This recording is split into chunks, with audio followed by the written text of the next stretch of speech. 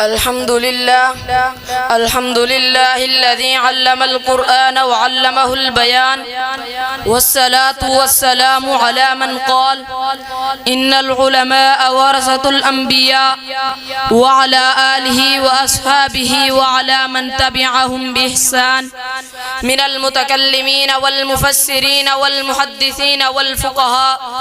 أما بعد فأعوذ بالله من الشيطان الرجيم. بسم الله الرحمن الرحيم. إنما يخشى الله من عباده العلماء.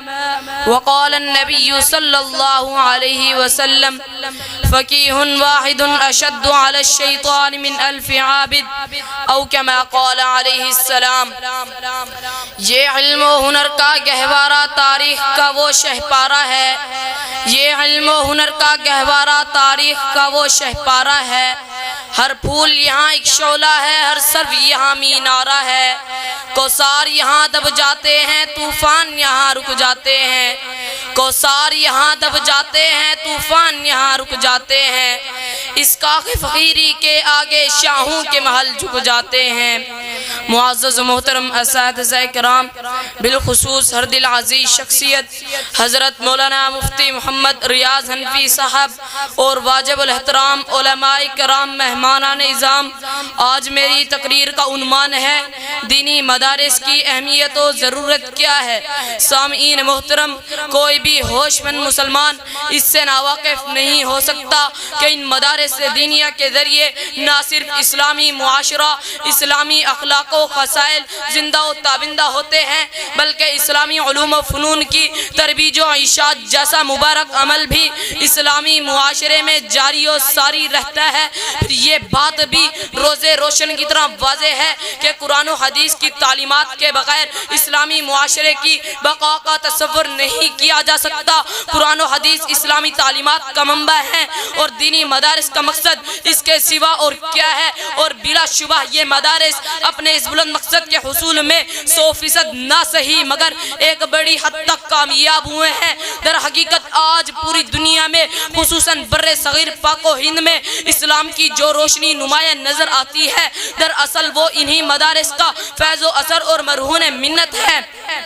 سامعین محترم, یہی وہ مدارس ہیں کہ جن کی سامعین محترم یہی وہ مدارس ہیں کہ جن کی چمک دھمک آج مشرق سے مغرب تک, شمال سے جنوب تک نظر آ رہی ہے. کہ ان مدارس نے ہزاروں مفسر, محدث, مفتی, مناظر, محقق, مدقق, معلم, مفکر, مقرر, ماہر سیاستدان تیار کیے ہیں اور لاکھوں حفاظ, قراء, علماء, فضلاء, فقہاء, فصحاء, بلغاء, ادباء, صلحاء, اتقیاء, اصفیاء, اکابر شیوخ پیدا کیے ہیں کہ جن کے تذکرے سے ایمان کو تازگی, اذہان کو پاکیزگی, روحوں کو سرشاری, عمل کو بیداری, فکر کو وسعت, نظر کو ٹھنڈک, زبان کو شیرینی, دل کو حلاوت, عقیدے کو پختگی اور عمل کو شائستگی کی دولت نصیب ہوتی ہے.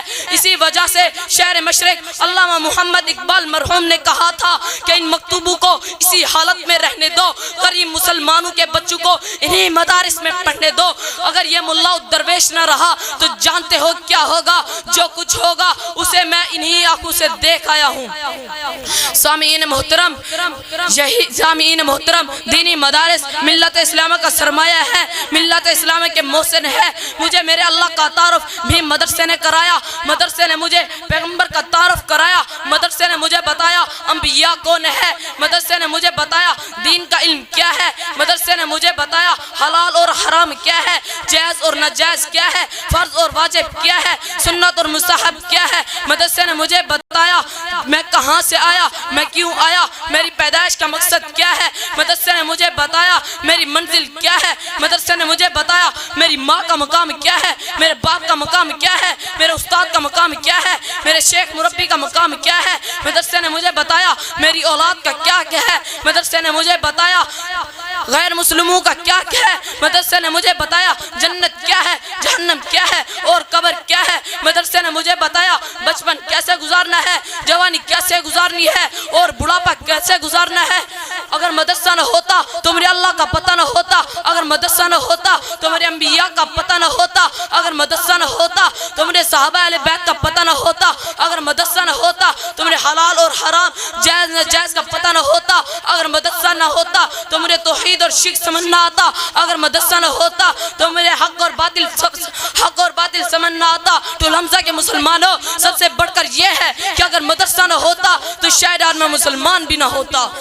اسی وجہ سے حکیم الامت مولانا اشرف علی تھانوی رحمہ اللہ نے ایک مرتبہ خطاب کرتے ہوئے فرمایا کہ اگر علماء کو تم اپنا محتاج سمجھتے ہو تو انہیں دینا بند کر دو, سب لوگ اتفاق کر لو, اپنی امداد روک لو. الحمدللہ ہمیں کچھ پرواہ نہیں, ہم میں سے کچھ چاول کی دکان کر لیں گے, کچھ آٹا دال کی, کچھ اور چیزوں کی, مگر اس حالت میں تم اپنی اولاد کی فکر کرو 50 سال بعد تمہاری اولاد کا کیا شر ہوگا. کچھ یہودی ہوگی, کچھ نصرانی, کچھ ہندو, کچھ بت پرست, معاذ اللہ. ان آفات سے مانیہ دینی مدارس کی تعلیم ہے, اور اس صورت علماء تعلیم کے لیے فارغ نہ ہوں گے. اسی لیے اگر مدرسہ ہے تو اسلام اور شریعت ہے, اگر مدرسہ ہے تو پاکستان ہے, اگر مدرسہ ہے تو کائنات ہے. آخر میں اتنا ہی کہوں گا, اسلام کے قلعے ہیں یہ دین کے ادارے, اسلام کے قلعے ہیں یہ دین کے ادارے, دنیا کی ظلمتوں میں روشن ہیں یہ ستارے. مدارس تو ہے دین نبی کے گلشن, مدارس تو ہے دین نبی کے گلشن, یہ علم کے سمندر جن کے نہیں ہے کنارے. والسلام علیکم ورحمۃ اللہ.